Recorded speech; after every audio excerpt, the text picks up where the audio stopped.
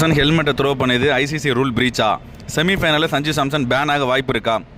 நான் இந்த வீடியோவில் கிளியராக எக்ஸ்பிளைன் பண்ணுறேன். நான் உங்கள் கிரிக்கெட் வர்ணனையாளர் செந்தில். லாஸ்ட் மேட்ச்சில் Sanju Samson winning movement celebration பண்ணுறப்ப ஹெல்மெட்டை தூக்கி போட்டார். அந்த கிளிப் சோசியல் மீடியாவில் வைரல் ஆச்சு. அதனால் ஃபேன்ஸ் எல்லாருக்கும் ஒரு கொஸ்டின் இருக்குது, ஐசிசி இதுக்கு ஆக்ஷன் எடுக்குமான்னு. International cricket council ICC code of conduct படி கிரிக்கெட் எக்யூப்மெண்ட்டை த்ரோ பண்ணுவது அப்யூஸ் ஆஃப் கிரிக்கெட் எக்யூப்மெண்ட் கேட்டகரியில் வரும். இது நார்மலாக லெவல் 1 அஃபென்ஸாக கன்சிடர் பண்ணுவாங்க.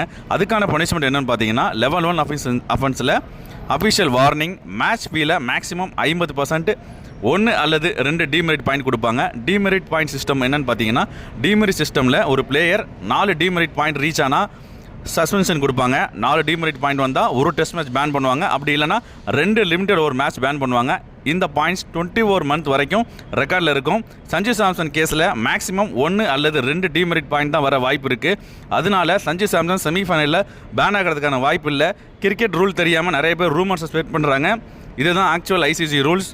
இதுபோல் நிறைய இன்ஃபர்மேட்டிவ் ரூல்ஸ் தெரிஞ்சுக்கிறதுக்கு நம்ம சேனலை ஃபாலோ பண்ணுங்கள். தேங்க்யூ. நான் உங்கள் கிரிக்கெட் வர்ணனையாளர் செந்தில்.